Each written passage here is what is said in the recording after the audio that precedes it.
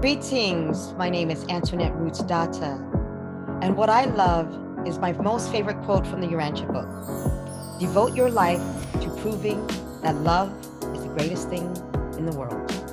Huh. I love that. I'm in.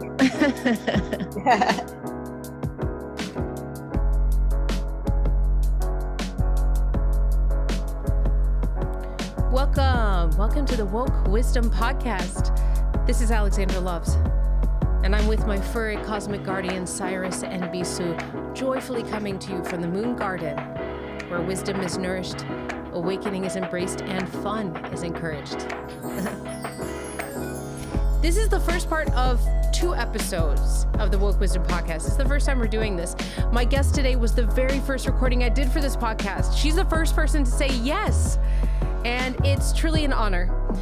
You'll notice the format is a little different. I was still figuring things out as far as the structure of how I wanted this podcast to sound, and it did take a little more time to edit. We were cut off by phones and cats, and I was getting used to the software and computer batteries, and I think I edited it out, all the cat parts, but there might be still 1 or 2 in there. Also, these conversations are so juicy that for now, I'm allowing them to be what they are and come to a natural ending rather than trying to put limits on, when I think they're supposed to end. And so far, this is the longest interview, and that's why we have 2 parts, 2 episodes. And I hope that you enjoy both parts of this conversation because they are steeped in sparkling gems of wisdom. And as always, if you like the experience of this podcast, please help me by spreading the message far and wide with your friends, by sharing with your friends and posting in groups and subscribing, rating, and reviewing, especially on Apple Podcasts, because that's the place that helps get the message out there into the world. Thank you so much for helping that way. Also, there's an orientation episode for the Woke Wisdom Podcast, and I highly suggest that if you're new to this audio space, please listen to that very short episode. Remember that my guests and myself are talking about our experiences and our stories, and you as a listener are not beholden to their experiences in this world. I hope that you enjoy hearing them and that you're inspired by them. In this particular episode, I want to call your attention to talking about the medical industry if you're feeling sensitive about that. We do talk about racism and also cancer. The second episode is more about music and creativity and introspection. I think you're going to like both. Antoinette Rootsdawtah Hall is a world-renowned keyboardist in the reggae industry, and in 2019, United Religions Initiative URI Africa appointed her and her husband Pato Banton as Goodwill Ambassadors of the Golden Rule. She is highly involved with spiritual communities as well as being proactive in global outreach ministry, which includes the Urantia movement, U-Day in Thailand, Parliament of the World's Religions, OneGod.com, Harvard Divinity School, and most recently, the Convergence Gathering at the United Nations Chapel in New York. Woo!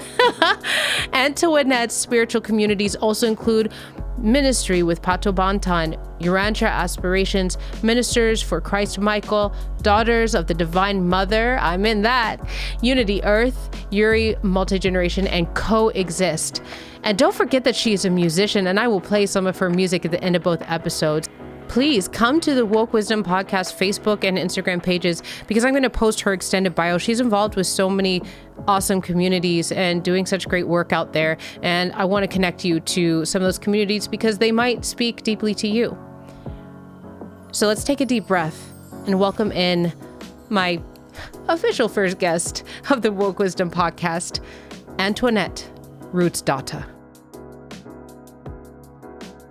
Yay! Thank you for being here. I really appreciate your time. I'm Antoinette. Let's see, how do I even introduce you? Because there's so many things. Well, we already talked about how you can come and be a guest a few times. Let me tell you, I was just listening to your most recent album, and I was tapping my foot the whole time, and I cannot wait to talk about some of the music at the end of the album, especially because I was moved to tears with Endless Love. Oh, Endless Love really took me. It was, yeah. So we'll get to that. But I'm just so excited to have you here. And I just really am inspired. We've done some projects together, multiple projects together at this point. We've known each other for a couple of years now, or maybe even more than that now. I don't even remember how we met, to tell you the truth. I'm just so inspired by your passion and your focus on when you know something is aligned with you, you're in and you're focused and it's happening. And I think that's a really beautiful thing, especially in this world where there's so much distraction. mm-hmm. Thank you so much for being here. Absolutely. Thank you so much for having me, and thanks for those kind words. And I realize why I had to sit there and have so much following my intuition and different things like that. It was something that my husband actually taught me about the mother spirit. And he took me on this journey discovering about the mother spirit, which has actually been going on for many years now. And then once I started getting involved with other women who were also looking for the mother spirit and discovering who she was, the 5 things that I learned was, some of the things that I learned was a spirit of intuition. And I said, oh my gosh, all this time that I was learning about the spirit of intuition is that they said, follow your instinct. If that intuition is something that's sitting there telling you, maybe you shouldn't go down that road, something is telling you, don't go down that road, believe it the first time. Don't wait and question the second time or the third time. Yeah. Should I go down that road? Maybe I shouldn't go down the road. Go down that road. But the first thing I thought I shouldn't go down that road, but I had to keep battling myself about going down that road. And then when I ended up going down that road, I shouldn't have gone down that road. But I didn't understand what that thing was coming from until I started reading about the mother spirit in the Urantia book. And in there, it says she has a circuit, it's called the mind adjutant circuits that reaches and touches everybody, men and women. Maybe women are feeling it more. That's why when people start getting this discussions about sexual roles or genders and things like that, it's like it's not what they think as far as physical in nature, as far as it is, something that's more not a physical by perception or what you perceive by looking at somebody. Saying it's like this person has got more estrogen or this guy's got more testosterone or whatever. Appearances can be deceiving. You got women who are just like, I'm ready to go war, they're like, let me fight. And it's like, these women, if they want to go fight, let them fight.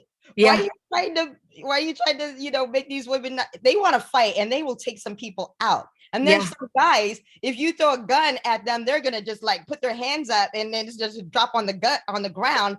There's no way, and that's just a thing. It's a mother spirit is in everybody and it reaches everybody, but maybe some people a little bit more than others, but it's just something that I found out that you can tap into the mother spirit. My husband can tap into the mother spirit. He taps into the mother spirit. That's why he's so empathetic and sympathetic and reasoning, because he understands the gifts when he wants to sit there and tap into a higher power, whether it's God or whether it's Christ or whether it's the mother or whether it's the angels, whatever he's feeling, he knows that he's got celestial support. But when we don't know that, we're just sitting there feeling like we're lost and confused and we're unsure.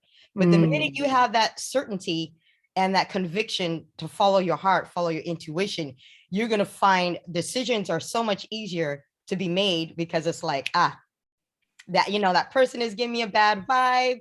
Maybe I can't see the auras. I don't think I'm more special than anybody else. It's like, just because a lot of women are awakening at this time, men are awakening, a lot of people. Oh my gosh, so many. Right? I feel like that's one of the reasons I started this podcast was just everyone I talk to seems to be going through, especially the last like 5 years, that, because it's 2022 now. So like I started noticing just maybe around 2016 that people, like, of course I'm in communities, spiritual communities and communities, coaching communities and all that. And of course those people are actively awake, right? They're many of them anyway are actively awake. But then I started noticing people who are outside of that, people who from my past or people that seemingly I feel like aren't around people always talking about like mother spirit or ancestry or whatever. They're not in those communities, but I still know them.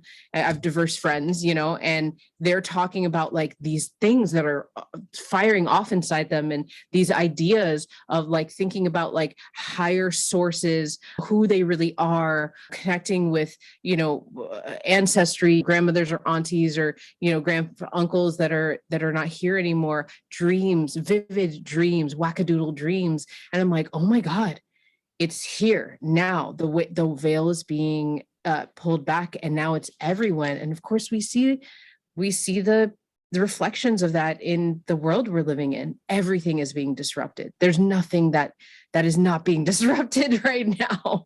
Mm-hmm. And that was the weird thing. So it was very weird. It was just Monday, and I was on a Zoom on the Grand Rising, on the Rising of the Divine Feminine, you know, and I was sharing one of my songs, and it was one of Scott's global things. And I was just sitting there, you know, playing the music, you know, that was my segment of the show. There was a lot of other people presenting a lot of different things. But all of a sudden, when I started hearing these other women starting to say certain things, there's two women in particular. One was Deborah and the other woman was Heather.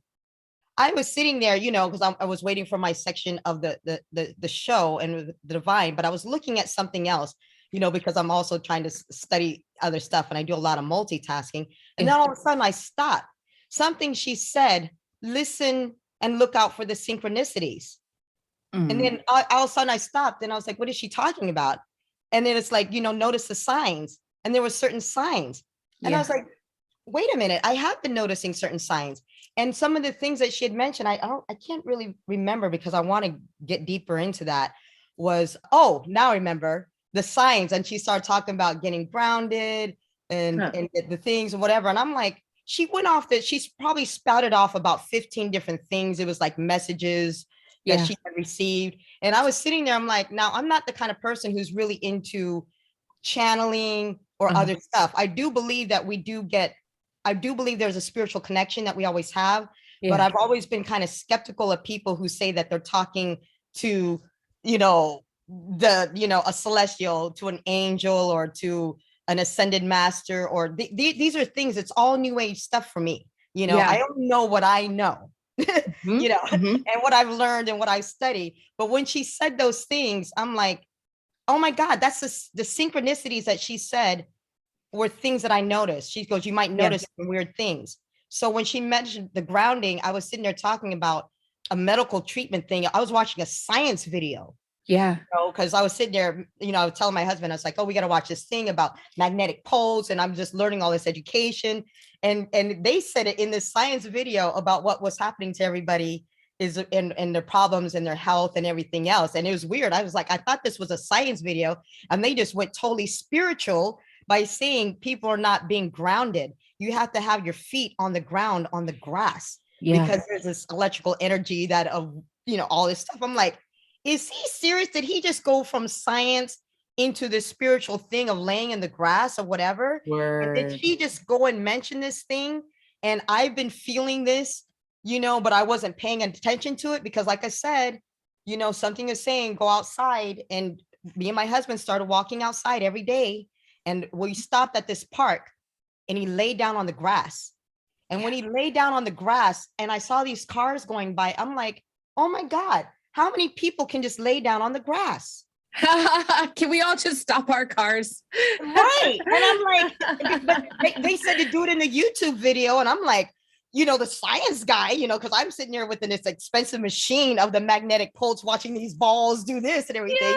And he's sitting there. I'm like, really? And Pato's laying there in the grass, you know, walking around barefoot, and cars are just kind of staring at us. Maybe somebody called the popo like they've done before, but you know, and I'm like, wow, this is incredible. This is a great way to sit there in the middle of the afternoon. And this is California. It was like 75 degrees, a sun, not a cloud in the sky, laying in the grass. And I'm like, why can't we do these things? Why aren't we doing these things? And if you do that thing for like, if you went and laid in the grass for 5 minutes every day, and you did it for a couple months, and what would happen then? I don't even know. Huge difference. No, it makes a huge difference. I'm just doing it now. Well, one of my mentors, and this is something I pass on to all the women I work with. One of my mentors is talking about grounding, like that. She was just using that word, and there's all sorts of words, there's all sorts of words to describe what you're talking about. And I know that these are practices that are just practices that humans always knew how to do. And now there's a lot of things that science is sort of like the science system that we know right now is catching up on, saying we discovered this when it's actually been known for a very long time, that Mother Earth will recycle our negative energy, and science has it as negative ions and literally pull it out of our system. And one of my mentors once told me, she was like, you know what?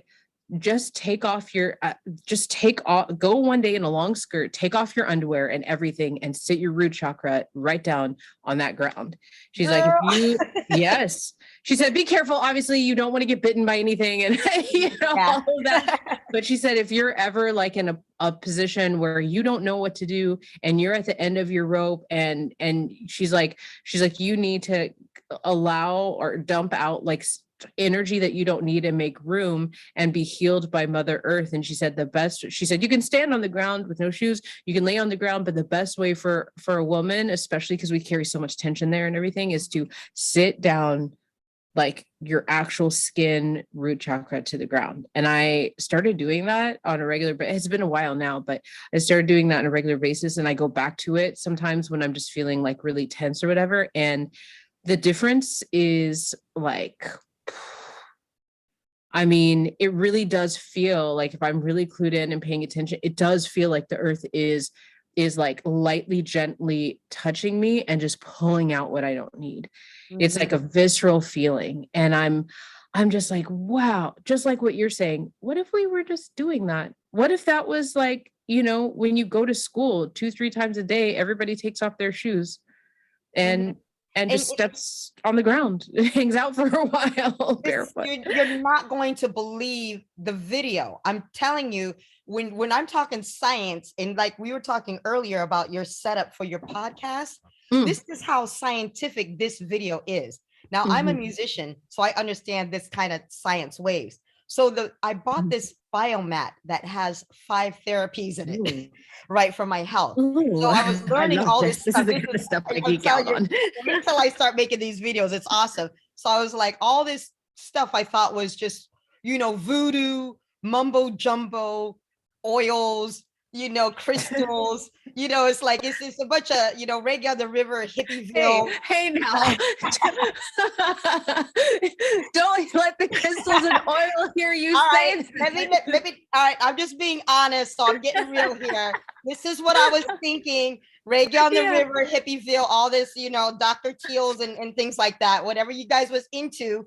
I just didn't know, but it's getting back to ancient stuff. So I'm looking at the science video. I bought this mat, and it's called PEMF technology. And this PEMF technology is pulse electronic something magnetic frequency. And so I've got this device, and I'm looking on this device, and it's got F1, 9, 10, F through 1. And I had to watch a YouTube video in order to work it. I'm like, all right, if I use a red light therapy and the photon therapy and this therapy and this therapy and the oxygenation of the cells and all this stuff. So I'm trying to, my science book on.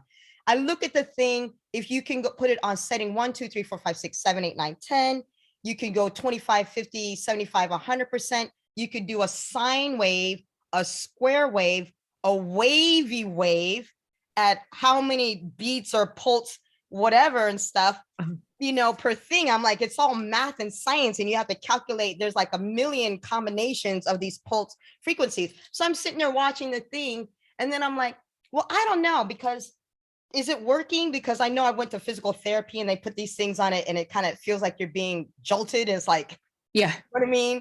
And so you feel that. I'm like, I'm sitting on this thing and I don't feel anything. Maybe this is a bunch of bull, because I'm just sitting on it. I won't feel anything. And then they said, well, you could do this test. You have those meters and it, whatever. And then it's this little glass, this little plastic thing. It has a little metal ball in there. So I turn the thing on to sit there and see if I'm sitting on it, if it's actually working. I put that thing over it. You can see this metal ball just going nuts every time you change the stuff. Wow. And I was like, wow. So I said, what's more? So I started researching more about pulse electromagnetic mat because of the mat. So as I started digging deeper, they're like the frequencies and whatever. And then in the same video, when they talked about the sine waves and the square waves and how many waves and how long and all that other stuff, the science, because I'm trying to do the thing, and what it gives you and what the natural earth gives you. And then the guy goes outside and they're doing this whole cartoon about the grass and gardening. So and I was like, wow. Back to the earth. Back to the earth. So after I was sitting there for like, I mean, I went like a week watching videos, studying everything about pulse electromagnetic therapies. And I'm going through all these therapies and stuff. But I was like, the most basic, simple one is the one that me and Pato do every day, which is walk around the block in the sun, grab some fruits and oranges from our neighbors, because a lot of them actually grow them, you know, make my water, and then garden, you know. So I'm gardening today after I get off the phone with you. We're transplanting and we love doing this. It's like, it's a lot of fun. It's like our videos are going to be so funny. It's like, is this our gardening outfit? We're not gardeners, but you know, we're city people turning into gardeners, you know, just word. Isn't that the name of the day? Like, so many, I thought I was a city person, and I've lived in the city now for 9 years, almost 10 years. And I found out pretty quickly, like within 5 years, it's like, I never want to live in a city again. I was like, fun to visit for like maybe a couple weeks, like maybe even less than that. But I want to be on land, working the land. Like, I want every day to be able to walk out easily into the grass with my bare feet. And I want to be able to smell the rain on the grass, not the rain on garbage. And, you know, and I feel like that's what I'm hearing from so many people is like, land, like, how do we get back to the land? So, I mean, you're definitely ahead of the curve. That's the crazy thing about this awakening rising. So this message that's supposedly coming from the divine feminine, they start talking about the age of Aquarius. And I'm like, oh, okay, now we getting somewhere, because Pato talked about the age of Aquarius back in 2012. No, wait. Aren't you Aquarius? No, I'm Capricorn. Oh, you're Capricorn. Your birthday just happened. Okay, I'm Aquarius. Right. Okay, so my birthday just happened a couple days ago. Okay. Right, yeah. So back in 2012, and this led me to all the Unity Earth and everything else. He was like, oh, it's the dawning of the age of the Aquarius. Everybody else was like, it's the end of the world. Right? For some people it is. I know, but I just said, no, 2001, but while everybody was on Facebook, you know, like 2012. All this loves to announce the end of the world. It was just so funny. Pato, he goes on Facebook, he goes, 2012, it's the age of the Aquarius. It's the new day dawning. It's the time of the age of the women. According to Mayan calendar, the women are going to rise above their stations. They're going to move into positions of power. They're going to move into positions of politics, of social, economics, of this and that. He said all this stuff. And like I said, I wasn't paying attention to the synchronicities, but he said it back then. And then this person is saying it here. And then sometimes in the years between, people were sitting there saying, this is the age of the Aquarius and the dawning of the age and the things that are changing. So now that we look at the times, we've got the female president in Taiwan. We've got the female prime minister in New Zealand. And if you notice, these two women are also leaders of their nation, are also the most successful leaders in combating, you know, the C word, the pandemic. Okay. Yes. Okay. So remember, you know, it's not about whatever, it's just about the way they handle things. Right. You know, everybody all had the same problem or the issues, but who came out with the turnaround of the issues was done by these women. And it's like, wow. Yeah. You know, and I noticed, I was like, wow, it is better, because there are some things that had happened during the time that had changed. Like after they had the Christchurch massacre, that woman did not take no time in discussing that debate, you know, regarding gun violence in her country. She says, right now, we're doing this right now. It was less than a month before that law was passed, signed into law. Wow. And all those people, remember, all the families of the victims, every single one of them was granted instant citizenship and being taken care of. She handled business like that. Anywhere else, where do you see people handling business like that? They got to talk about it. Oh, the bureaucracy. The red tape. The bureaucracy, the this. And it's like, she's like, there's people in need and I got to do something right now. She's got her scarf on like this, right? She's like, I stand with my people, and whatever. It doesn't matter. She's like, I'm one of you. And she just went and did it. I'm like, okay, wow. What if a lot of things would just happen or change by a different woman in political power, a different woman in medicine power? I watched this woman on TV the other day. She said, I'm not paid by pharmaceuticals. I don't collect my money from there. I treat my patients like the golden rule, the way that I would like to be treated. And the more that I started looking and searching, I'm like, wow, look at all these women in the health care that people are now starting to pay attention to. But remember, they were burning them at the stake. They were calling these women witches. They were burning them witches. They're calling them quacks, all this alternative natural. I mean, this is true in like all the industries that I can and communities that I can perceive for myself too. Like we were talking about the medical industry and the government, but I'm noticing in communities that when I first started like coaching, I don't totally love that word for what I'm doing. It's just one of the things I do. But 10 years ago, when I started creating my work into an actual like business with a website and everything, I felt like every community that I experienced, like men were at the top all the time. And the women, and at that time, honestly, the women that were being listened to, even like, I'm not just talking about my communities, I'm talking about the greater community of like self-help and the greater community of spirituality that I would like follow their emails or whatever. Even if there was women sort of at the top, a lot of times I was noticing like there's like deeply into their sort of masculine, like kind of talking like a guy, like trying to go after things like a guy. And I just felt like there's just a lack of femininity, this lack of this just sort. I just felt like I was just talking to a whole bunch of people who are men or trying to be men in those situations. And also the way that I was enrolled in courses and the way communities work, it just felt like it was a boys' club. And so I was seeing in communities, in my dance communities, all of a sudden men were starting an old dance community I was in. There's a lot of predatory behavior and a lot of sort of like women there to please women. And I started noticing men stand up and say, like, in the last few years, like, hey, instead of women taking all of the responsibility of navigating the predatory behavior and absorbing all the nastiness, how about we take into account like what we're doing and be accountable for it and responsible for our brothers?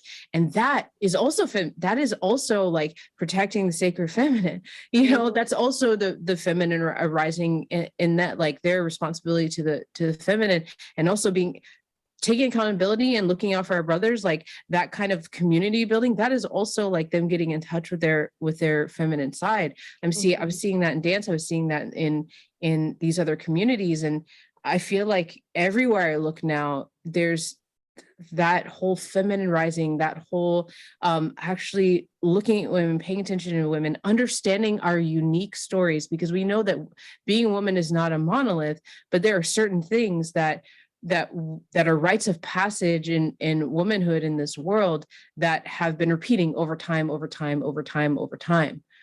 And we we just got to a point now where like this whole, when you're saying the dawning of the age of the rise of the Aquarius and the rise of the feminine, like every summit that I've seen in the spiritual communities in the last 2 years has been rise of the feminine, awakening feminine, the goddess within, all of this, whether we think those titles are kitschy or not, it reflects what's really happening. It's it's just being translated, within the language of whoever's creating the summit or whatever, but that is actually what is happening. And it's such an interesting time to be alive, because I feel like when I was a kid, like there was definitely some conditioning that I noticed that was kind of like, oh, this is a man's world. Like I remember thinking those things as a kid, that this is kind of a man's world. Like men just are the majority and they win at things and they get the titles and so it's interesting to now I just turned 39 and like be in this time where we get to witness this and also be a part of it. I mean, my own spiritual ancestral agreements is to support women in becoming who they are and in this world. And that is, in this world that's quickly changing to favor and support that, it's been such an interesting and wild ride. And it's like a blessed thing for me to be a part of. And I know you're a big part of that. You're a big part of that too, because I know the work you do, and I've heard your music, and I see how you support people. So it's and I'm glad we're doing together. I am too. And the synchronicity, like I said, so we started off talking earlier on about watching the signs. And so when I watched the signs, so like I said, I noticed the signs when she mentioned it Monday. I'm like, this explains everything that's been happening to me for the last month. You know, what has been happening to you the last month? Please tell us. So I would tell you that, but as I'm seeing that part of it, you're right. And all that time, everybody else is going through this, or you saying in the new age circles, they've all been hearing it. It was just weird for me that I did hear this before. It's just weird that I heard it a few years ago, and I've heard it years before, and I heard it years before, but I didn't actually act upon it. You know, so this is when I finally went to the Mother Spirit Conference back into IC 17 or something. And that was the first time I was on a conference talking about the Mother Spirit. I still didn't really know. I was like, yeah, I didn't realize, but she was literally screaming at me, and I didn't know that she was screaming at me because there was all these signs. You know, every country I went to Korea, Taiwan, Philippines that year, and every country was something about the divine feminine. And I didn't realize it when I was there until I came to the conference and reflected upon it. And I was like, oh yeah, you know, in the Buddha, and then in Taiwan, and this happened. And I was like, oh my gosh, she was like yelling at me, and I still wasn't paying attention, but she was trying to let me know that she was there and she was present. And there was something that she wanted me to know. And I'm like, so what is it you're trying to tell me? So this is why I'm thinking of the awakening. So then Monday, I was like, okay, now I hear it. I hear what she's saying. I was like, now my mission is defined. Everything else is more clear.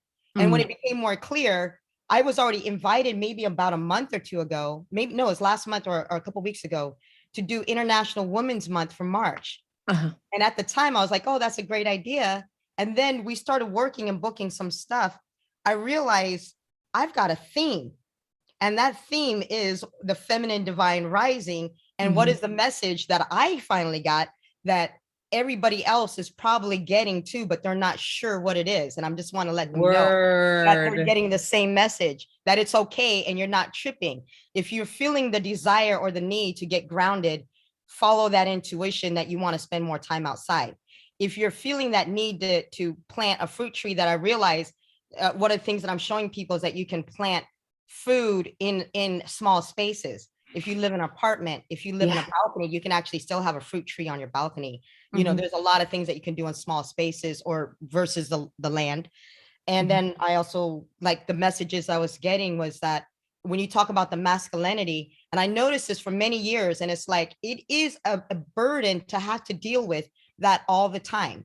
And if our brothers could understand this, and I'm sitting there saying, and it's kind of a thing, I don't even think they realize it, the thing about the man takeovers, you know, especially when it's like, they do this, they talk over you, they talk through you, they talk around inside of you. And then when you react, even if it's in the comments, they wonder why you later that like, how come you react? How come you're this? How come you're that? It's like, because you're talking around me, you're talking over me, you're talking. and I tell you the truth, the thing that's most annoying about this, and it happens all the time, you know, and I understand that. I mean, my husband is famous, and you know, people respect him and things like that, but it's just that they just don't recognize. So they just assume he came up with the idea, he created this, or he created or whatever, but then you had nothing, even if it's something that I totally did 100% me alone. We do a lot of things together. We're really better together. You know, this yin and yang that me and him got is powerful. But when there's things that I want to just do, whatever, it's like I'm non-existent in this male-dominated patriarchal world. Right. It's always like, the wife of Pato Bonta. The wife. I'm referred to as the wife.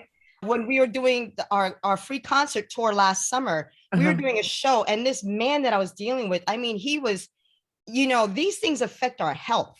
You know, that's another reason why I realize why I get stressed out or whatever. And I'm so stressed out. I'm stressed out because people are stressing me out with things that they don't need to be stressing me out with.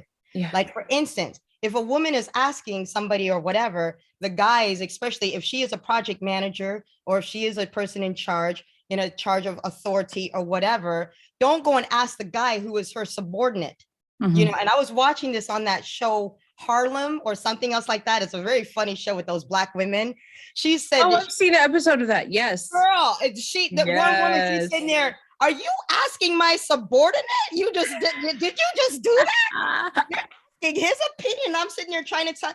That's exactly what happened to me, because Pato was dealing with something else, and I'm like, we got this big thing. I've got to deal with sound and whatever. And and our bass player, he says, oh, you got to, talk to Antoinette. It says it on there. She's the tour manager. Yes.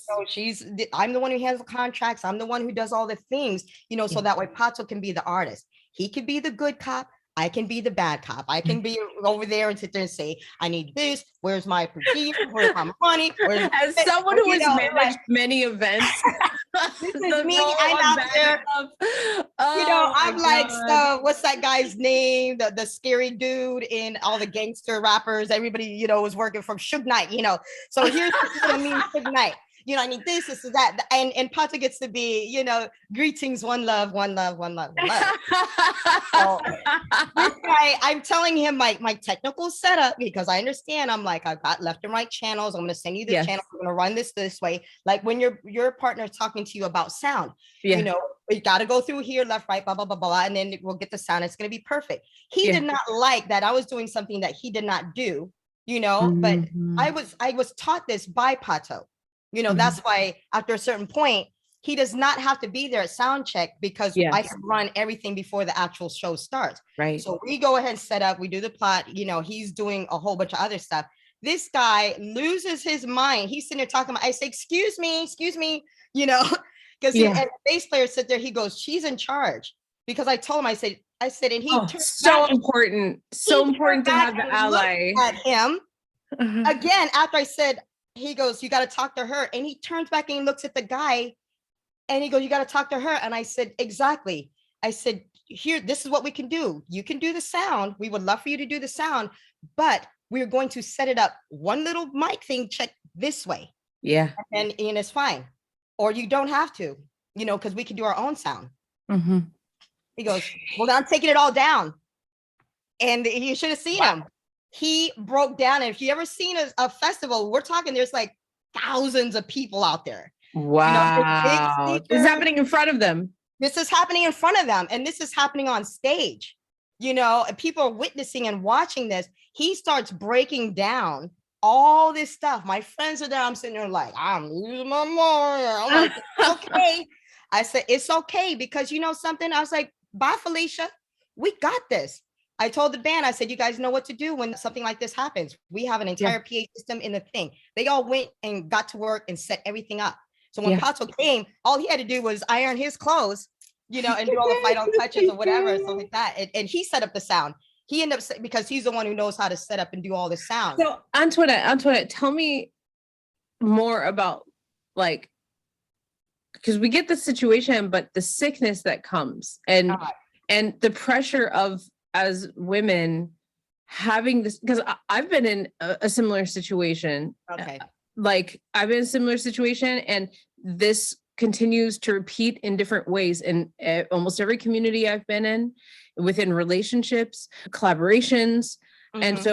And I feel it. And I, for myself, like there was a point in time when I was just like fucking done. For me, I was just like, I'm done with this. And so then this part of me comes out where I'm just like, I don't even want to, and this is some years ago, I would approach, if I had to work very closely with a man, I would approach it with this sort of like wall up already. Cause I was just like, I'm tired. I cannot stay open. I'm not choosing, and I don't feel like I can stay open because I have to go through this gauntlet of man to be heard, to do my job.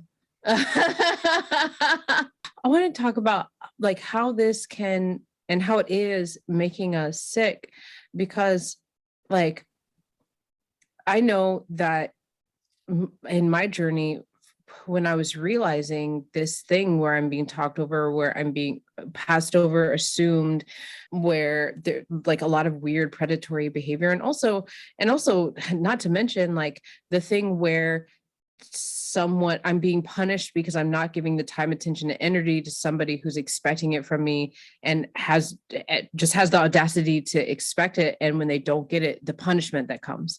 And so I see this in my communities and in people on the street, collaborations, with people who are sometimes close to me. And there was a period of time in my life where I was definitely angry and also just primally defensive, because if I walk in this world in my femininity and open and allowing myself to be vulnerable, and I'm coming up against what I feel like this audacious predatory behavior, and by predatory, I mean, there's like low and high levels of what that is. I definitely was building up anger and just a pain inside me. And so I would show up in spaces sometimes and just automatically assume that all men were going to react to me in this way. They're going to talk over me. They're not going to pay attention. I'm going to have to fight to just exist. I'm going to have to defend myself. And even with the therapy and the cleansing and the working with others and working with myself and understanding the world, my position in the world, and having learning tactics and also like coming back into the heart, coming back, the work that goes in to being able to heal myself from this, but also exist still in this world where this is still going on. At some point, like it breaks. Like I can be as open and try to be as vulnerable as possible, but if I still am walking in this world, I'm still absorbing that. And I'm around many women who are still absorbing this and having this experience. Some of us are working on it, some of us aren't. And so I understand. I feel like I saw this meme the other day that says you might be, if you've dated a man, you might be entitled to compensation. Yeah. Mm-hmm. And I'm not proposing that men are our enemy, but I think this is part of living. Too.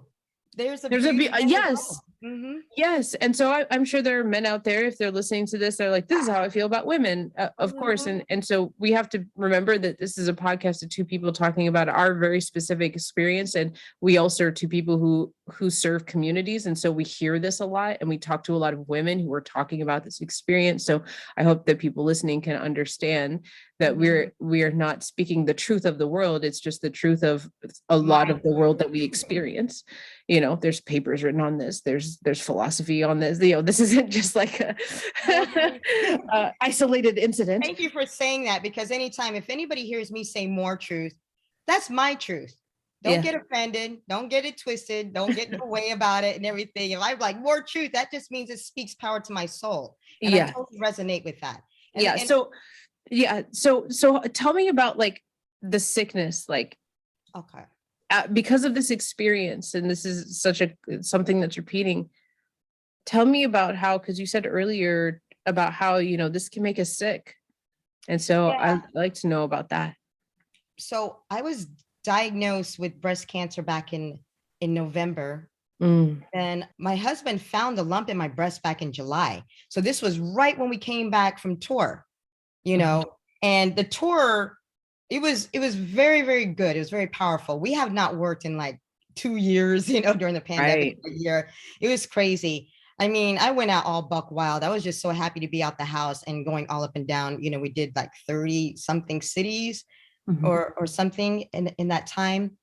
It was wonderful. And it was hard, I guess, during all that time during the pandemic, that I didn't realize. So when I got diagnosed with breast cancer and I started researching everything about cancer, I still don't know what the cause, the root cause. They always sit there and tell you there's maybe particularly one thing or it's hereditary. But from what I understand, it's a lot of different things combined, because like vegans get cancer, smokers don't get cancer, smokers get cancer, right. You eat healthy, You could not eat healthy. There's people who could eat pure garbage all the time and they don't have cancer. Oh my gosh, there are people who eat garbage and do cococaine their whole lives and There's a don't lot die of from different anything. things.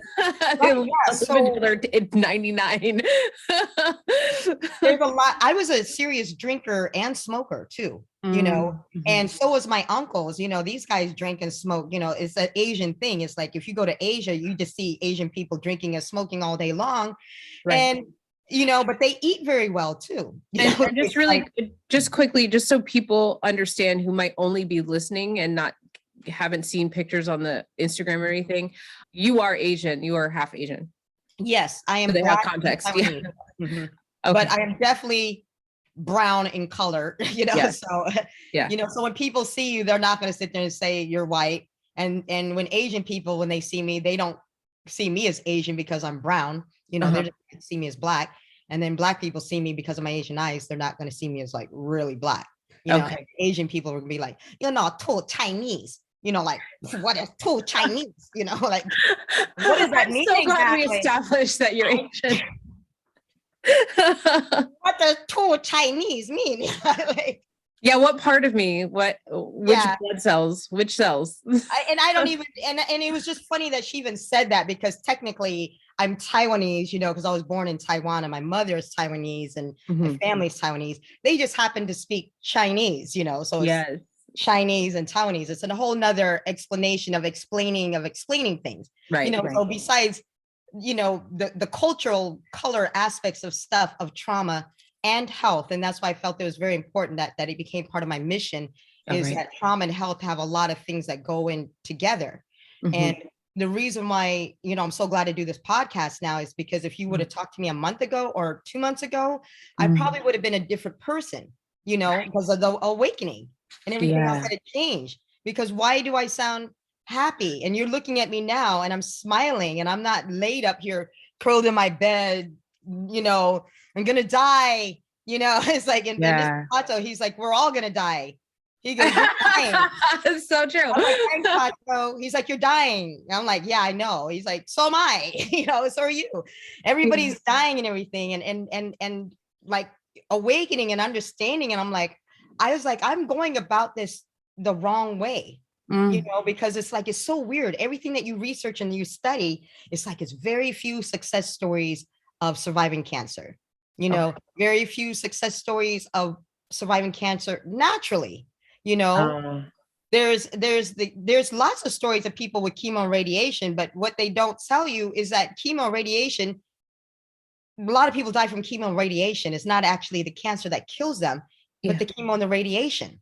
So I was like, I need to find out the science part of this, but I didn't realize the spiritual awakening, because remember, I'm trying to be Spock, make it make sense, if we do X, Y, and Z and things like that, that I did not think that there's a spiritual aspect or component with the trauma, whatever, that's also associated with my healing.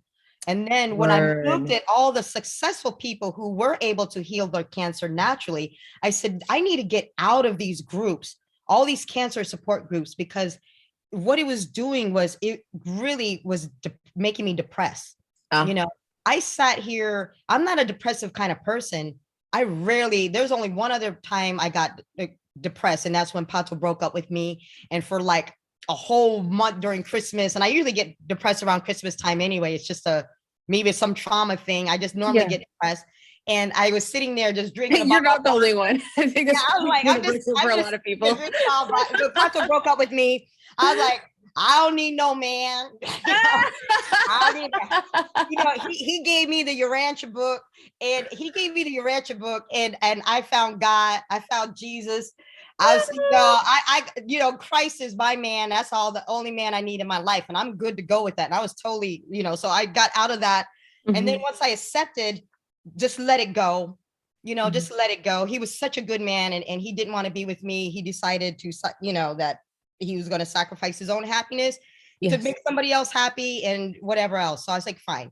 But then after when I was able to let that go, he ended up coming back to me. I didn't have to go chasing after him. I didn't have to go begging him or do whatever or something. It's like, he just naturally came, back to me and stuff. And then I was sitting there, it's like, all right, there's something to this prayer meditation thing. And so during this time, I was depressed. And then all the stuff that I'm learning and studying while I'm doing the detox, I realized, and my husband and I, we talk about prayer and meditation all the time as interfaith ministers, but he's the expert. Me, I need edibles. I need music. I need some incense, candles. I need to be like in some kind of weird headspace or whatever. And then I have to think about it and I have to get all the vibes right. And it's not like I could just, turn on instantly on or off, meditate and do whatever. And it was nothing I really look forward to because I'd be sitting there twiddling my thumb, my mind is racing. It's like, how do you successfully meditate? And I could never do it. It only happened twice in my life successfully. And both times, one intentional guided meditation, another time by accident. And I tried my best to get back there and I couldn't get back there. It's such a state of euphoria that I'm like, it took me into a deep state trance. And I was like, whatever that was, I loved it. I don't know how to get back there and I don't know how to explain it. But in the meantime, regular meditation just during the day while I'm detoxing, while I'm doing my treatments and putting my frame of mind, it changes everything. Yeah. It changed everything during that time. And I made my announcement and it was Scott and Ione. They said, you should, What announcement did you make, Antoinette? I made the announcement because my husband made the announcement. Oh, you mean you made the announcement about having been diagnosed with cancer? Okay. Right. Yeah. And then I saw it. People, and then all these people started giving me their advice and opinions. Here's another thing too, which was really hard because now you're listening to 1,000 different opinions, just like 1,000 different opinions on anybody's health, just like the C word, the pandemic word and the cancer word. There's a lot of similarities. I'm telling you, it's crazy the amounts of similarities between pandemics and serious illnesses and disease and other stuff. Yeah. So I'm trying to maintain my own ground of finding out how to save my own life. Oh my God. Get me? Right? This is why I kind of went missing, and people were wondering what's going on. I'm like, there's a lot going on. And every phone call and every message that I receive is affecting me, how I'm deciding how I'm going to go about my protocol. But now this goes back to what we were talking about in just walking around, just one of the experiences of walking around in daily life and experiencing like the trauma of men constantly telling you what to do, like devaluing you, coming after you, predatory behavior, right? And I'll say here again, not all men, it's just a common experience that we as women go through. It's something you and I, Antoinette, have talked about quite a bit. And okay, so now you're talking about how this is amplified, not just from men, but just like the energy around you. In those groups that you were like, this is all negative. I can't do this, sad and negative, or all the opinions of people. It's amplified when you're trying to save your own life. And medically, because my hormones are all getting out of balance. And this is something I never knew either. It's when I talked at the Women's International Month before, I talked about my traumatic childhood. I had a tiger mom. If anybody ever follows the guy on Facebook, Life of an Asian Guy, I love him. He's married to a Black woman. A lot of things he relates to. He understands like Black culture and experience, from an Asian perspective. But I saw a thing where they talk about the tiger mom. I'm like, oh my God, that is my mother. The tiger mom, the Joy Luck Club. If anybody's ever seen that movie. I love that movie. Yeah. That's my mom. The one where you want to go over there and choke her and she's the lady. She's like, you think you're so smart. You don't have to play test no more. You think you're so smart. And she just looking at her and I just like, and that's how my mom was with me. And it was just so weird because one, she never talked to me about my period. I had to learn the hard way wearing beige pants at school. It's like, when are you ever going to tell me, I'm sitting there freaking out, like, am I dying at 12 years old because I've got, a red stain on my pants? Right. It's like, she's not talking to me about any of these things, she's just like non-existent. And it's just very difficult because she should have, I should have known these things from my mother. And because I probably don't have any kind of real relationships with any women about understanding hormonal balance in nature. So I started researching. So here's my Wow. hormones out of whack. And that's why I found out about estrogen, progesterone, testosterone, about how men can also have estrogen positive cancer, how these things can I didn't affect. know anything about that. I didn't know I either. just recently, Antoinette, because I'm 39, so I'm going through like some sort of like, pretty big change as far as physicality. And I just for the first, oh, watch out. Sorry, I have a cat. Sorry, listeners, if you hear any like weird sounds or like fuzzy sounds, it's because I have a little tiny orange cat that likes to be on the keyboard in my lap in front of the mic.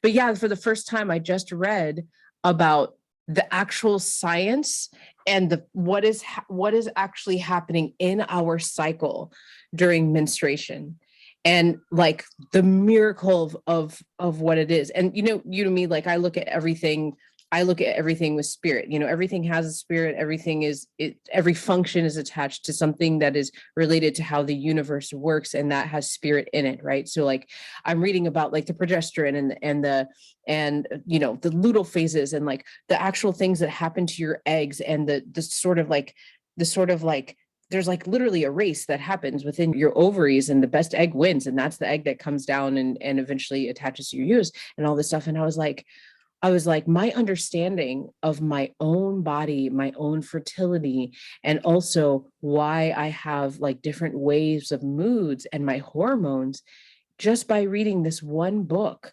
I don't know the name of the book. I will post it in the show notes because I don't have it in front of me, but it's like just this, it was a page turner. I read it so fast, and it's like, a 600-page book. And I was like, how was I not taught this?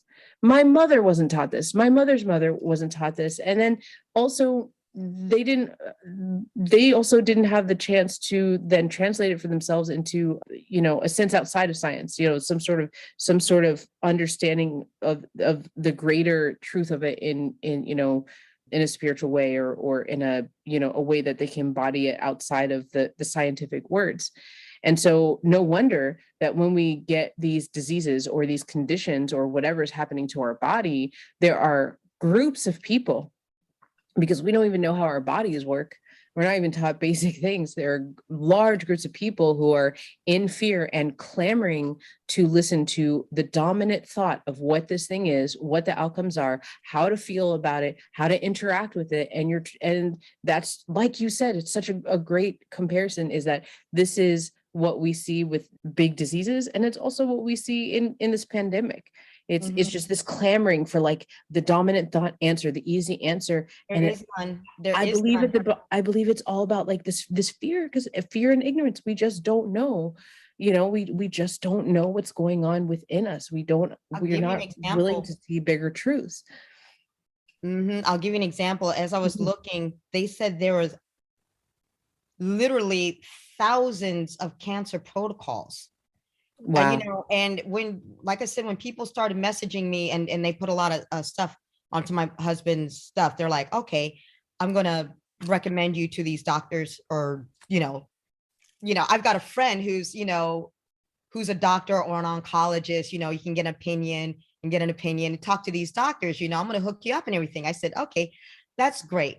I have my regular insurance. It's not the greatest insurance. It is what you call Medicare, not Medicare, Medi-Cal, but Okay. it's a universal healthcare program for, when they came out with it years ago with Obama, I signed up for it because I was like, I always believe that universal healthcare should be for everybody anyway.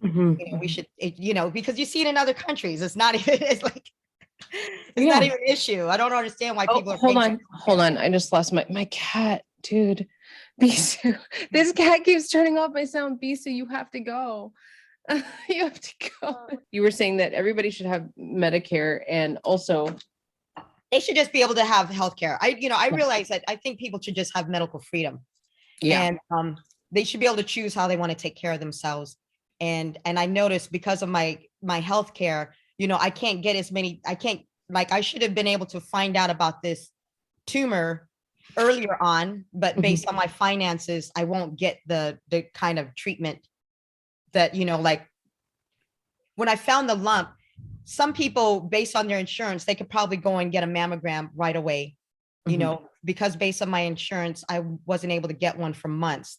You know, that's just how it is. You know, if you're on the bottom of the pile, that's how it is. So it took months to get. And then when they got the biopsy, I had an issue with trying to deal with them about the biopsy and the titanium markers and everything. Yeah. And they didn't tell me. And I thought that was kind of odd, you know, because I don't know I don't know anything about medicine. You know, I'm going to be honest. I know nothing about medicine and I know nothing about health. I just know what I know and what little bit that my mother taught me, which was not much, because if she couldn't tell me a basic thing about your period, you know, there's probably a lot of other things she left out. Yeah. I didn't really know. And I didn't know what a biopsy was. And I didn't know anything about titanium markers. That was the first time I ever heard about it. And when they told me they were going to do that, I said, I don't know if I'm comfortable with that. You know, because anything that I know about whatever to find out if I have cancer, why would they put some of it? This doesn't sound right. And I don't think we should do it, you know. Because and the titanium markers go into they actually are injected into your body. They can inject anywhere between 1 to several of them. Wow. 5, 10, 15, 20, whatever. They said they were going to put 5. And I said, why would you put 5 pieces of metal in my breast? You know, I mean, if you know me, it took me, I was 30 something years old by the time I pierced my ears. It's like, I just won't do anything to my body that is invasive. You know, that's just me. But it's like, I should be able to do that. And I'm like, well, why? I don't understand. How did people find out they had cancer before they had titanium markers? This is just not making any sense. You know, if you're doing the ultrasounds or whatever, if you're able to see it, like I can look on the screen and see there's a lump there. They're like, in case you go somewhere and they know where the lump is, you know, that lets them know these are the markers, and, you know, they know where the lump is, if they need to find it and other stuff. I'm like, but we don't know if we have cancer yet. So why would I put that in there? Yeah. You know, then the guy starts arguing with me, you know, the doctor, the guy, he's sitting there, he's like, I don't feel comfortable, you know, doing the procedure on you because you're refusing it. I'm like, wait a second, you can't do that. Yeah. You cannot do that. You cannot refuse to check to see whether or not my cancer is my tumor is cancerous or not, because I refuse for you to put markers in my breast. Yeah. You know, and I was getting really upset, you know. It was very bizarre. I mean, like, in you telling this story, I've had a similar experience that's a little too personal to tell, you know, with a gynecologist. And I just, like, the bizarre logic, there's just like no, I'm sure from their end, there's like some sort of logic that makes sense to them, but ultimately, like, it also makes complete sense that so many of us don't want to put something foreign into our bodies if it's not completely, absolutely the only necessary way. You know, and I think that's one of the scary things of our time, is that, like, how easily we're just like, yeah, just do this thing. There's no other option. Just do this thing. Just put this in my body. Just put this in our food. Let's make this poison legal. You know, one of the things my friend was telling me, who actually is a doctor, she's like, the rate of C-sections is quite alarming. And like, there's now all this researching. She's saying that studies about like how, like, this country, like the rate of how far up our C-sections are going is actually, it's not necessary. And it's just starting to become a standard practice, rather than, like, you know, switching the perspective of how those having babies in hospitals work. And it's just like, at some point we kind of, I think, as a population, like what you're doing, like, get really down into the research, especially if we have the privilege to do so, because I know there's a lot of people out there who maybe are so in fear of like what's happening to their body, or maybe don't have the resources to take a step back. Because, you know, some people might have a stage 4 cancer that's like, okay, like something has to be done like tomorrow, right? And so if we have the privilege, the time, and we have the support, then I think it's like almost like a duty that we have to find all the information, all the answers we possibly can to save our own lives, and also to be informed when we walk into a community, a place, someone who's supposed to help us, that for some reason has an idea that's against what we believe would be good for our bodies. We have to be able to, it's almost like a war, that's how it felt for me, especially in a vulnerable place.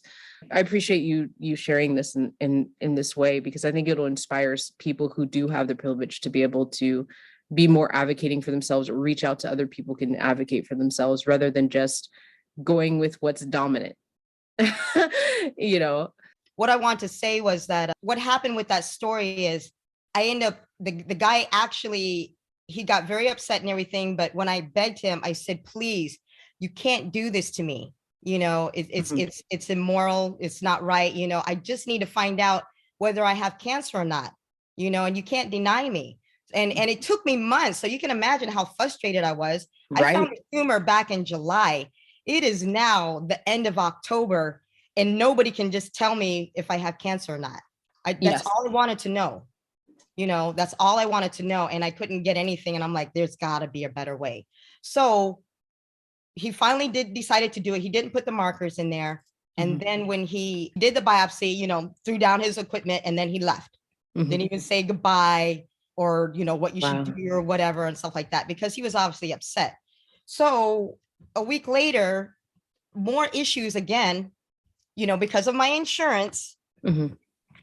And however bad the healthcare system is, I'm trying to find out my results. But in the meantime, I went and Googled titanium markers. Yeah. And when I Googled the titanium markers, and I couldn't find much information other than what they did, there was a website called DCIS or something, it's like gross or masses, whatever. And then I was researching, they said most times when people get a mammogram and they find a tumor, they're like, most of them are not cancer, it's just you have a growth or something else like that. It's actually not cancer. And so it's not really a big deal. You just have to go and kind of fix some other issues. And then as I was reading in the groups, they said there was a time when stage 1 would not be diagnosed as cancer. It would be diagnosed as precancer, because it's so small. It is not like where it's spreading so fast, in 10 days, it's going to take over my whole body. And then I'm going to see whatever or something. Yeah. So the advice was, so I'm like, well, I don't understand, because if it's not cancerous, so they told me it was cancerous, but I found out that you don't necessarily have to have titanium markers. If they find out that you don't have cancer, those markers are still in there. What happens with those markers? So this is where I found this woman who wrote this thing about her titanium markers experience. Yes. Horror stories. Not everybody. Not everybody. I shared this in my Daughters of the Divine Mother group, and they were trying to defend it. I said, I'm glad that you had the markers and it worked for you. I didn't say that they don't work. It's just that there's some horror stories from women it didn't work. And that they moved around, that they had to get surgery again, that their breast got ruined, that it created all kinds of stuff. And the worst kicker is they had to pay out of pocket for the damage done by those markers. And their insurance would cover it. Let's go back to what you said before, which was, and this is what we've been talking about the whole time, is that there was a message that you got inside you, a whisper, a thought, whatever, that let you know in that moment that this is not what you want to do with your body. This is not what I want to do. Yeah. Everything is just leading me straight up to here. And like I said, so here comes the next part, right? I get over there and they do give me my diagnosis, but it took them a while because of the health system. I got this app. It's called the My Chart app. Yeah, I have that. Yeah. Yeah. So I'm looking in the app, and in the app, I see there's some notes in there, all my surgeries, or I don't have any surgeries, but just all my lab tests and and things like that. I see there's a note written about me, about my bad attitude. I'm like, seriously? Yeah. I'm like, why would they put this on my medical record about my attitude, and I don't even have my diagnosis yet? And the reasons why I don't even have my diagnosis. Yeah. Ooh, my heart. I'm telling you, this was really trying for me to have to read this. I had to complain because I said, this is wrong. I said, you guys know how vulnerable I am. Yeah. I told them I'm trying to find out if I had cancer. And when the first time I came back after I had the biopsy, I was waiting, right? I was waiting for the results. This is the results. How long does a biopsy take to get the results? If you got good insurance and you're paying some good money or whatever, you can get results probably within an hour, within a day, within 2 days, within 3 days, within 5 days, within a week, whatever. Yeah. My appointment is set for 2 weeks with my doctor. I'm waiting on results for 2 weeks. I get there, they don't have my results. Wow. And I'm sitting there. So I'm on the phone. So these notes that they made about me is about, I'm trying to find my results because they didn't do what they were supposed to do. Yeah. The last time I was there, I was like, okay, when I come back in 2 weeks, you're going to give me the results of the biopsy. This is the last thing that me and the doctor spoke about. So if the doctor knew that they're going to meet with me in 2 weeks to give me the results, why would you meet with me and you don't have results? And 2 weeks, I'm on pins and needles. Do I have cancer or not? Yeah. So I'm on the phone trying to call the thing, like, why don't they have the results? You know, the nurses tell me, oh, we don't have the results. Where did you get them? And all this, you know, and I'm sitting there doing their work for them. So I'm tracking down, trying to find out where my results are. And then what happens? Nobody can find them. So I'm so frustrated. I'm so frustrated. And I've been there for almost an hour and nobody can find my results and I'm on the phone. And so I'm like, you know something, I'm out of here. I left. And then my husband took me. I said, I want a Purple Rain and some tacos. I was like, double. That's self-care. Yeah, I was like elderflower, Grey Goose, you know, it's like, just give me this stuff. So I was like, let me just go and get a drink and get some tacos until they figure out whatever. And I still don't know, you know, at a loss, you know, and then she calls me back, you know, and then they have the results. And then she's like, all right, I'll come back. I came back. She goes, you have cancer. And here's an appointment for you to meet with this person and that person. And that's it. It's just very upsetting that they would write that about me. Yeah. And left it there. And I asked them if they could remove that. I said, this is the same thing that happened to my father. Yeah. They wrote letters to the Pentagon. They did that in order. My father died of cancer when I was 12 years old. He told them that he had cancer, you know, and they dismissed him saying that it was just a common cold. It was nothing, whatever. He was super healthy. He was 36 years old. He quit drinking, quit smoking, healthy as horse, went TDY, you know, Iwo Jima, for a couple months, whatever, comes back. He's like, I got a tumor, you know, in my leg. And I believe it's, you know, cancer and whatever else. They kept telling me it's cold. 3 of the people who came back from Iwo Jima, I guess they were doing, you know, these kind of TDY for years in the military and stuff. 3 of them, one of them sat there and said, I'm getting out of the military. I'm not waiting with these doctors because they're kind of playing around and you know, I'm not going to be the obedient, whatever. I'm just going to get out early instead of waiting my time. My father waited until a year later, cancer has spread throughout the blood. And then the doctors decided to send him to the States for cancer, a hospital treatment in Texas. So by then I'm just watching my father slowly die from chemotherapy and radiation for 2 months while living in a trailer park. Wow. While getting this news and then everything else, I was like, when I found that letter written to the Pentagon, I realized why they did this, because they didn't want my mother to receive active duty pay because he served 17 years in the service. Remember, he served from Vietnam. You know, that's where he met my mother, in Taiwan. And he served in the Navy before he became an officer in the United States. He was totally, you know, pro-Black, telling the guys, we got to become officers. We got to level up. We got to do all these things. It paid for his education. He went and got his master's degree. Education is important, all this stuff. And when I found those letters, they've been lost in a fire, but I can never stop reading it because Captain Hall was being very belligerent, you know. With the doctors. I'm like, when they wrote this, I'm like, it's literally the last week of his life. Wow. The last week of his life, he was on his deathbed. And I'm like, if somebody was having a bad attitude, why would you write the Pentagon? You know, I mean, how many millions of people are in the military? Who is he? Do you write the Pentagon in Washington, D.C.? This came from so they wrote it to the Pentagon. And then I realized after he did die and we were on our own and I'm working my uncle's Chinese restaurant, to live, that, because why I had to have a job was because my mom's benefits was just, they retired him on his deathbed so he wouldn't receive active duty pay. This is a difference of $200 a month versus 17 years. Which is everything. This is everything to some people. Exactly. So that kind of like hit me too, because I'm like, they're treating me the same way they treated my father. And I was having a bad attitude because I'm on the phone trying to find out my results that you guys couldn't even get for me. And to make matters worse, that the results actually came in a few days. It was there the whole time. I was worrying and not knowing what to do all this time when they actually had the results the whole time. Wow.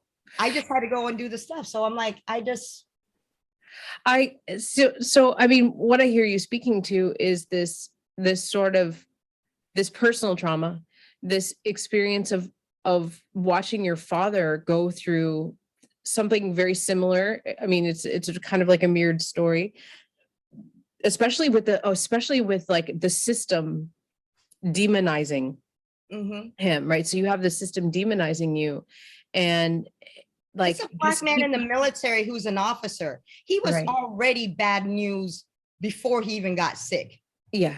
They didn't like him because they already thought he was belligerent before, because they didn't like the fact that he had my mother making, those Tams in the 70s everybody used to wear, the knitted ones, red, gold, and green. Yeah, the Pan-Africanism, red, black, and green. Everybody had these berets and knitted hats for the afros and everything. Yeah, so he's already against the system. He was against the system. He had my mom knitting these things for all the other black servicemen in the military. He told all the other black servicemen in the military that they needed to become officers. They can't stay at the enlisted men level because we weren't getting any respect and the treatment and what we needed. He also had access. This is what I lost in the fire when I found the letters. There was also, my mom got rid of all the things after he died. I mean, everything. He had tapes, those reel-to-reels, from the 70s. The military had reel-to-reel films of the Ku Klux Klan. Wow. Yeah. So there was a lot of, surveillance of the Ku Klux Klan in the 70s all across the country. And he had all this stuff. This was government stuff. And I'm like, why do they have, why does the Air Force have this stuff about the Ku Klux Klan in North Carolina and in all this other things like that? He had these tapes, and I was like, wow, this is some heavy stuff. So as he was encouraging, and my mother always sat there and said, he was always arguing with his superiors. She said, Antoinette, she's like, Jesse, he always argued. Officer, superior, always at a party, because back in those days, it's all white glove affair, big lashes, the big 70s hair, all the generals, colonels. I mean, you don't see that many black people as officers. So he's in there and he's still challenging them in authority. He was challenging them from his deathbed. And I was like, wow, and that's why, all this time, I always kept thinking if I ever got cancer, I would never, ever go out the way he did. Wow. And it was very hard. And I was just like, there's this theme in everything that you've been talking about. And that is that you find yourself in situations where you're challenging the system and the system having tantrums and trying to punish you for challenging the system. The man yelling at you at the concert and taking away all the courting and everything, being in these groups and realizing like this is not for you, and there was no punishment there obviously, but having to leave these groups because the system, a very popular system of this is the way it is, and this is how the appropriate way to react. The medical system, my cat, the medical system challenging, treating you in that specific way and then writing the notes in your paper. And now, like, historically, it's in your blood. Like you come from somebody who challenges the system. Black people are treated the worst in the healthcare system. That's just, we already know this. They already said 40% of Black women die from breast cancer. We die the most. Why? It's like, what is it? This made me kind of curious too. What is it that they know that we don't know about health? And why are some people surviving and why are some other people not surviving? And that's what made me do some more research. Is like, I got to, some of it's economics, some of it is this, some of it is that. There's a lot of different factors that come into play. But well, and that speaks to the fact that some of it's economical really does also speak to the fact that it's like the stress, the access to healthy food, right? The amount of energy and input and output that people have to, the access to clean water and the importance of water in having clean water in our system. Like, this is one thing that I think is part of the awakening. Basically, what I've learned on this journey and through the calls, somebody had recommended that I go and get a consultation at the Hague Center, over here in California. And I went over there. This is one of the bougiest cancer center places because they have valet parking. And I never seen anything like that. I'm like, whoa, this is like some bougie, big time, weird stuff, So I'm going to my doctor, their doctor, and then their friends suggest a doctor. And here's this traditional. So if you have cancer, this is the traditional treatment that they tell you. Surgery, chemo, radiation, in that order or in any other kind of order, or chemo, radiation or surgery or something. But it's those three things. They don't tell you you can take care of cancer any other way.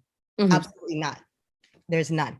And so when I started hearing about the surgery, I was like, okay, we'll just go ahead and cut it out and then do whatever. But then the more I started reading in these groups and I started moving around, I learned that not a lot of times, I don't even know if it's a lot of times, a little bit of times, but I just know that there are times when people cut into a tumor, it opens it up and the cancer cells or microscopic cancer cells are able to jump to some other parts of the body. So even though they may have gotten the tumor and they were found no evidence of disease or they're cancer free, a year later or months later, the cancer comes back with a vengeance in a different part of the body and it takes them out within the next few months. And so somebody could start off with breast cancer, their tumor could be small like mine, like a 0.5. Mine is like a centimeter. It's like the size of a dime or a penny. Wow. So if I had a tumor that was really like 1 or 3 centimeters, like a pea, why would I risk, cutting that out and giving myself ovarian cancer later?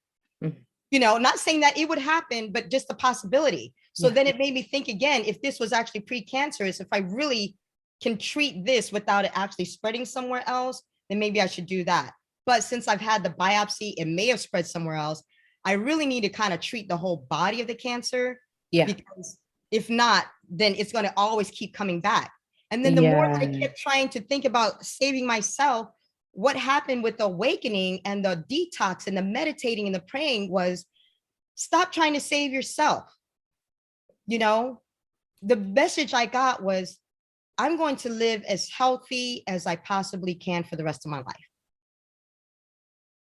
So I'm not mad at cancer.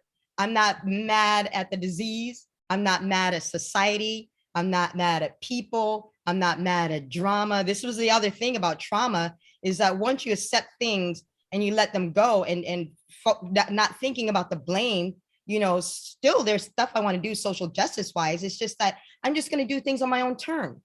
There's one other important quote from the Urantia book that says, what matters if all earthly things crash? Who cares? If I try this way and it doesn't work and you don't see me, by the end of this year or in a couple of years or something, at least I lived the way that I wanted to live on my terms, not dying somewhere in a hospital room, hooked up to a machine because all my organs are failing. Because of everything else. I'm going to try to make my body as healthy as possible. If I happen to live longer, that'll be awesome. If I don't, that'll be awesome too, because I know where I'm going. You know, it's like, you think I'm going to care what people think of me and how I treated myself or whatever? Because there were people who were not, you know, like, who said some weird kind of negative things, you know, like, you're just going to eat and not treat the cancer. I was like, I didn't say I wasn't going to treat it. I just said I'm changing my diet, but I'm looking at other alternative ways. I'm looking at different things that people are doing, you know, and there's all sorts of natural things that people are doing. The protocols, they're named after different people: Jim, Bob, James, Veronica, whatever protocol, whatever they did, whether it was doing baking soda or honey or hydrogen or PEMF or that, whatever they did, it worked for them. I'm not going to criticize how, if they drink their own pee, whatever they did to make themselves healthy, I don't care. I personally, like I said, you know, it's my life. I should be able to choose how I want to live or die, and I choose to live. And I don't think that it's right to put that kind of burden on other people. Like, you will not live unless you do this work, you know, or you are less than, or you are unreasonable, or that you're an idiot because you're not choosing this way over here that we all agree works. So this is what I found out. So at the conclusion of this thing, I was like, what was working for other people was ancient Chinese medicine, Oriental medicine, African roots, culture. You know, that Dr. Sebi was not crazy. Everybody said he was crazy and he was a quack. But it's kind of weird that I'm watching these YouTube videos and I'm looking at naturopathic, and they call it palliative care, alternative. These are accredited doctors, peer reviews, all the things on PubMed, got all kinds of distinguished awards, you know, journals. In fact, their products, their vitamins and their essential oils are being shown on Walmart, in Target, at the pharmacy. These Canadians, these American doctors, European doctors. And when I'm watching these videos and I'm like, oh my gosh, this is what these women have been saying for thousands of years. This is what African culture has been doing for thousands of years. This is what Asian people have been doing anyway. You guys are just now marketing it and packaging it and calling it these other things, but it's actually the same ingredients. I started looking at the ingredients and I'm like, well, why is this person respected and that person is having their medical license being taken away? This person is now out of business, and now this person has become a billionaire, you know, for promoting positive health. And then I realized it is spiritually, again, it's not what you say, it's how you say it. So they were able to sit there and work within we're in the Babylon system. So the system is going to fight you against growing your own food, about natural health, against organic, or fighting against Monsanto. Some people don't think that has nothing to do with it. Well, I think there is something, seriously, because of part of my treatment was to sit there and stay away from GMO, genetically modified foods. Right. The glyphosate. I've always heard this. We've always heard this. We didn't think there was something serious about it, but now I'm understanding. Yes, there is something serious, and it does make sense. When I read the ingredients on something, if it's less than 6, you know, if you can't pronounce it, don't eat it. If it's stuff that you can't, if it's hair product that you can't put it in your mouth and eat it, don't do it. You know, these things, like all those things compiled years and years and years, plus stress, plus bad eating, plus everything else, will eventually lead to some type of disease. My tumor did not happen over the summer last year. This tumor has been growing for probably 20 years. 5 or 10 years. It's just a series of years of the things where it's eventually going to catch up to you. So what, in the meantime, people can kind of get healthy now. It is simple. It's like, oh, my healing. I said, Pato, my healing is not painful. This cannot be right. These people are not curing themselves of cancer without pain. What are they doing? And what do I need to do? And if they say I need to change my attitude, I'm changing my attitude. If they say I need to take deep breaths, I'm going to take deep breaths. If they tell me I need to ground, if they tell me I need to eat better foods, grass-fed, you know, organic, you know, even if you're a vegan and people are against eating meat, but some people, like, I realized I needed some meat in my protein because I lost so much weight.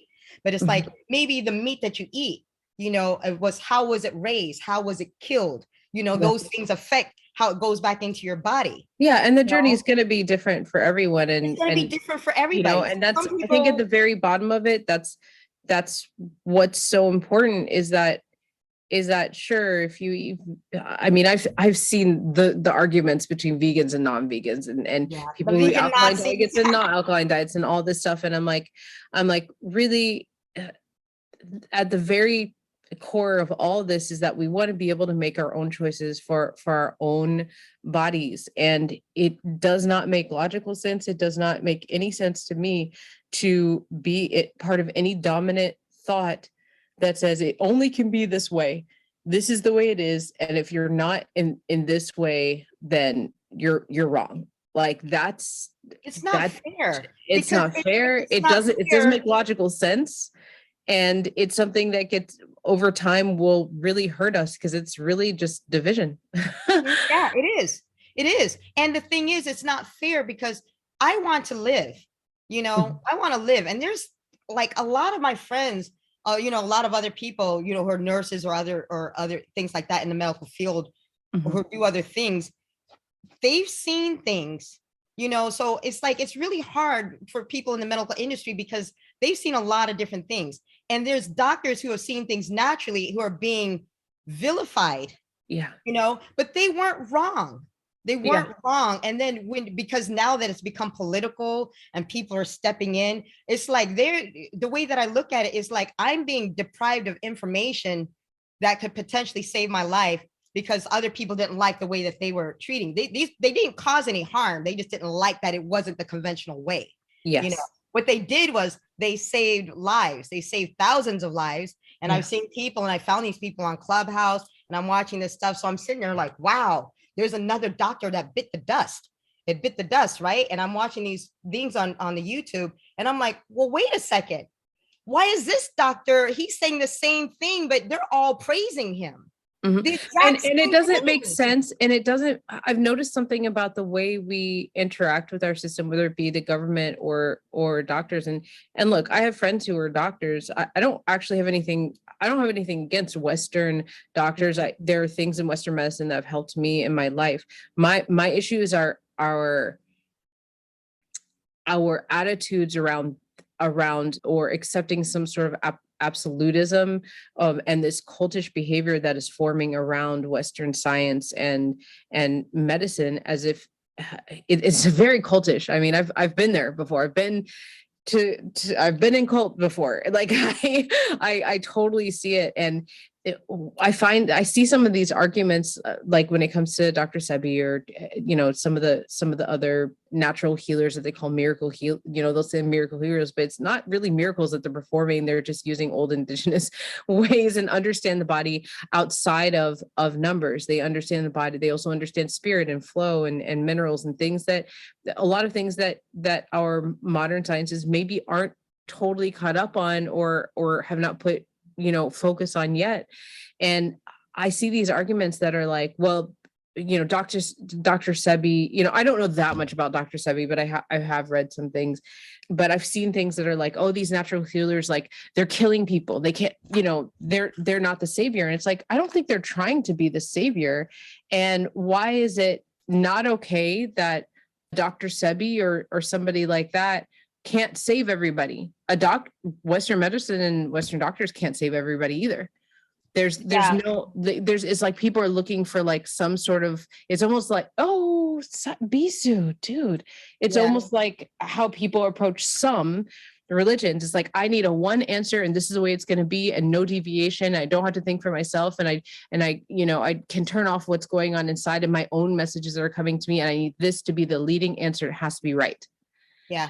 This is why it's important about prayer and meditation. And the reason why when I found these spiritual, naturopathic, holistic, alternative doctors, that it was important because they're connecting with spirit first. The intention is already grounded. The problem with Dr. Sebi and a lot of these other people, and the problem with people today taking wrong advice and other stuff, is that they're not taking, and they're blaming the doctors or they're blaming the stuff. These naturopathic people who are saying, like if you're using oils or herbs or whatever, it's still medicine. You can't just take any kind of medicine the way you want to, like I take cannabis. You can't take cannabis any way that you want to. You have to know the difference between THC, CBD, the percentage of the cannabinoids, the same thing with vitamin D or K3 or all the other stuff, or frankincense, there's stuff that you ingest. Some people miss one little aspect and it can change everything. And if it changes everything and they don't get well and they get sick and die, they blame the doctor, or if they're miserable, they blame the doctor, or if they're doing whatever is not working, they blame the doctor, or they don't realize that any disease, whatever you're throwing at it, it might become resistant, like roaches, and you may have to do something else because it's not taking it anymore. That's the reason why chemo doesn't work anymore. This doesn't work anymore. And anytime that you're doing anything, you have to think about, will it affect another organ? You have to talk with like professionals still. Yes. I just wish that the East meets West would actually come together. Because when they don't, and they take the advice, of the people who take the dewormers or whatever and things like that, they took they had issues. And the reason why they had issues is they didn't understand, if you take that stuff, you're supposed to take it with something else because it could damage your liver. Doctors who prescribe it, they prescribe it in other countries because it takes care of malaria or cancer or other things like that. But they prescribe it with other things because they know that it works with the organs. People read stuff, oh, you take this and it just does whatever. No, it doesn't. That's why they die. And then people are saying this is a bunch of quackery. And it's like Dr. Sebi, it's like, but you didn't probably follow what Dr. Sebi was trying to tell you everything you were supposed to do. I mean, I remember my friend got really super sick. This was many years ago, but I cannot remember what essential oil it was. So I'm just saying this to say that this is across the board. This is not just about, this is across the board as far as like how we interact with what we're putting in our bodies and what we interact with. I can't remember which essential oil was, but it was essential oil that like one of our friends was using for something. I don't remember. She was using it topically and it was helping. I think it was like a rash. It was helping her clean up a rash or something like that. And our other friend also had like a very similar thing, like some sort of rosacea or eczema or something like that. And she got really, really sick and had to go to the hospital and found out that it was because she was ingesting this oil. She was like, I heard from my friend, she did this. And the original friend was like, no, that's not what I said. I said, I use this much milliliter, how many drops, and I mix it with this, and I put it on this many times a day. And then I measure this, that, and the other, because I learned from somebody who knew how to use these earth medicines or whatever. And, and so that is something that's across the board. Yes. That's across the board. That's not specifically for quote unquote alternative medicines. That is true for how we engage. And part of, I think, some of the culture that influences our misunderstanding of doing something that's against dominant thought or having an experience that people are maybe scared of or don't understand is that we live in a culture that wants, not only do we want someone else to have an answer, right, but also instant gratification and instant access and a lot of stimulation. So this is like, there are certain, I see this in spirituality a lot, of people being like, I need this help, or I need something to be answered or support or whatever. And so they just grab like, some spirit, or they grab some sort of thing that's supposed to help them and expect that they have permission. And then it's okay for them to do that, and do it with reckless abandon, and get more upset and cause more tension and stress when it's not working the way they want to, or makes things worse, and then demonize it. And then whole communities might form around demonizing something that they never understood to begin with. Right? Yeah, and that's across the board everywhere. It is across, and actually, and because you brought that up, I actually just saw it on Netflix the other day. It's a series called Unwell. And they did one episode especially on essential oils. Right. And they covered that. So a girl, she sat there, she used it wrong, created a whole rash, ended up in the hospital, did so bad. And I'm sitting there, and while I'm watching this, again, here's people who take something, they don't do their research, and they go do something and they jack themselves up on it, and then they blame somebody else. They don't even take any responsibility for their own failure. When I started doing my research with everything, before I actually do decide I'm going to try an oil or the PEMF or whatever, I went and did all the research. That's how I found out about the grass. Because, I didn't just believe somebody said it. I went and read about it for weeks. Yeah. It's like, also, I was like, I read about it for weeks, and I watched videos, and I was like, I wanted to know as much as I possibly could. not like I would just try it. So that's why I said, I don't want to try something and I zap myself or I hurt myself or I do something that could potentially injure myself. I don't want to be an idiot, so. There's also the degree, like, I think there's some level of critical thinking and experiential feeling, I think is more the way to put it, of the degree of what you're about to do and being able to measure sort of what the impact could have. Taking off your shoes and walking on the grass, if it's not for you, what's the danger factor? Like, you might get stung by something or whatever. You're not going to end up in the hospital. Most likely you're not going to end up in the hospital for taking off your shoes and stepping on the grass, which is a lower degree than of danger or conflict than maybe shooting something into your like putting something into your body that you don't. If you're not a scientist and you don't understand the chemical compounds, then it's time to do a lot of research before you put that in your body, because you could make yourself very sick. And that's something also that I see is, I feel like I see people being really confused about that. It's like this idea that there's just this fear of trying something that they're not used to, and it's all bad if they don't know about it. If they don't know about it and they don't have an expert telling them this is the way, and you can go, specific type of expert, then it's just like, it's bad, it's wrong. We have so much access to so many experiences and things we can do and explore. It's almost like too much. Like, sometimes I'm like, can we take away like half my access to things that really aren't relevant to me in this lifetime? When you was at the hot springs, this is something I learned too, because I'm like, well, what are they doing? What's happening at these cancer centers? So they told me that a friend of mine started a GoFundMe for me, and I was trying to raise the money to go over. I researched like 3 different cancer center places that I wanted to go to. One was in Irvine, California. It was like rated very highly, natural alternative healing to cancer. This is where the money people go. And then Tijuana, there's 2 over there in Tijuana. I have a consultation with one of them on Monday, and then the one in Irvine, it was $900 just for the consultation. And I was like, wow. I was like, if I don't decide to do the treatment, then I'm already out $900. So I'm like, well, what kind of ballpark figures are we talking about? We're talking about like $30K, $40,000, $50,000, $60,000. This is what people are paying, to stay alive.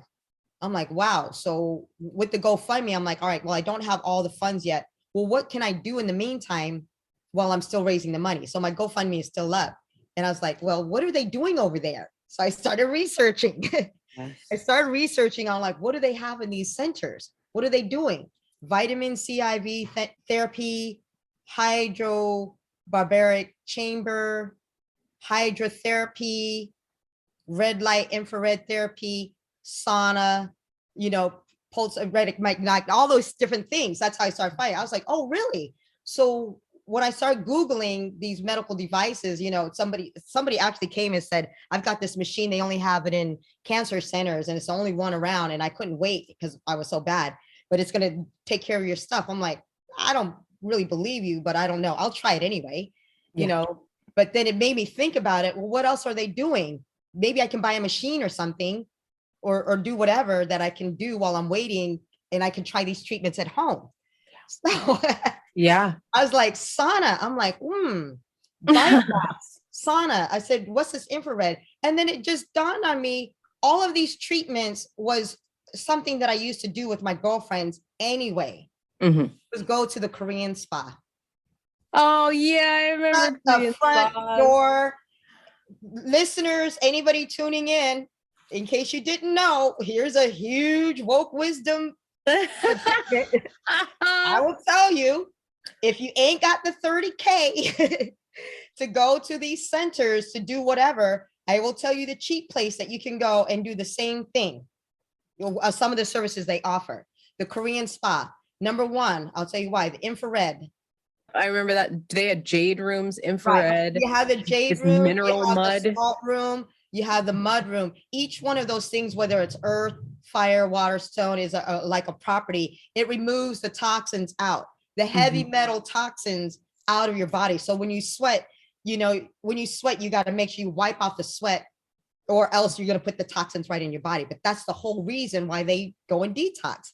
It takes all the, so Asian people, they usually go there after clubbing, so we would go there in the middle of the night. It's like we party, we drank a lot. We smoked like a pack of cigarettes and drink a lot of shoju, drink a lot of beer. Next thing you know, it's like, oh, let's go to the spa. And then we just put on our little shorts and t-shirt and we just go there and sweat and lay down. Oh my God. I had no idea. Yeah. So That's awesome. apparently that whole thing, it's just a regular thing. It's thousands of years old. The Greeks were doing it. The Egyptians were doing it. The Chinese were doing it. The Native Americans in the sweat lodges were doing it.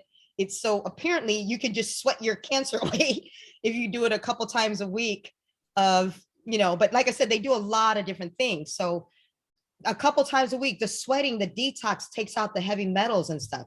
So yeah, it's a Korean spa. And then the hydrotherapy is the jump in between the hot water and the cold water. So when you're in the sauna and that part, you got like that I like the Korean hot. You want that temperature to be like 130. In the rooms, you want it like 150.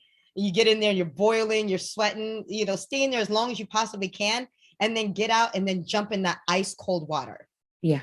I'm still researching. I haven't done it yet, but I've only done it where I've gone in there for a minute, but someone always told me it's good for you. And I just did it. So it's like, you go back and forth, but apparently that's a treatment. And it's, you go to a Korean spa, it's only $20 for the whole day. Yeah, I remember that. There and do therapy after therapy after therapy after therapy, and then just sleep, because sleep is a good therapy. Sit out there in the sun, which is vitamin D therapy. If you want to do some exercising, the heated floors is therapy. So I got these mats. So I was like, oh, there's all these things that they're doing in those expensive centers, but you could actually do at home. So I turned my home into a little mini spa. I was like, I don't have room for a sauna. You can get a biomat. You could lay down in a sauna. You could get a dome sauna. You can get something like, if you only had an apartment, what can I do in an apartment? Naturally. Wow. Look, Antoinette and I can talk for a long time. And if you want to hear more about what she had to say, she freely shares on her Instagram and her Facebook. And I will link those things in the show notes. And please, listeners, remember that this is her journey and her truth. And this is what's working for her. And I bless that. I hope you enjoyed, and maybe you are inspired by the wisdom she had to share. And I honor the courage it takes for someone to be open in vulnerability about themselves and speak about things that a lot of the world has pain and fear around. Thank you. Thank you, Antoinette. Believe it or not, our conversation got juicier, and there's more wisdom from the Rootsdawtah. Please join us in the next episode as we get more into the subjects of music and creativity and organic activism. Until then, please enjoy the song More Truth by Antoinette Rootsdawtah from the album Here Comes the Rootsdawtah.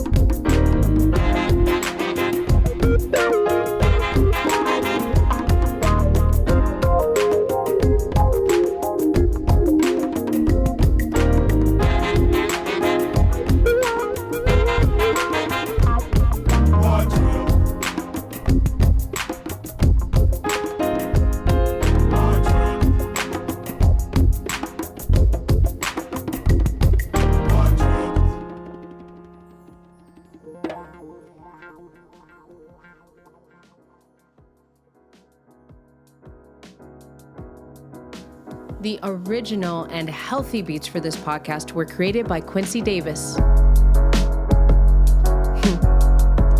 His details are in the show notes. Woke Wisdom Podcast episodes are written, hosted, produced, and edited by me, Alexandra Loves. My guests, of course, bring their own wisdom. If you have any questions you want me to answer on the podcast, you can email me at wokewisdompodcast@gmail.com, or even better, text the podcast at 601-301-6974.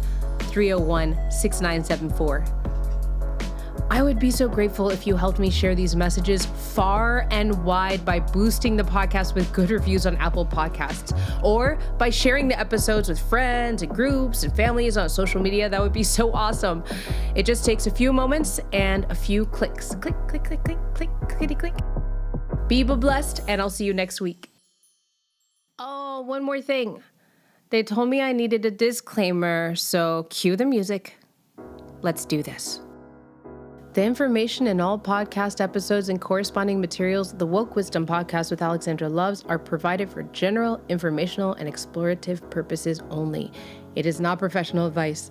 Any content provided by Alexandra Loves, guests, bloggers, sponsors, or authors are of their own opinion and not intended to defame, slander, or malign any person, place, or thing. No guarantee is given regarding the accuracy of any statements or opinions made on the podcast or attached material. Alexandra Loves and her guests are not therapists, counselors, physicians, unless otherwise stated. By listening to this podcast, you agree not to use this podcast or corresponding materials to treat any mental, physical, or medical condition in either yourself or others. Please seek out appropriate professionals for help. Privacy matters to the Woke Wisdom Podcast.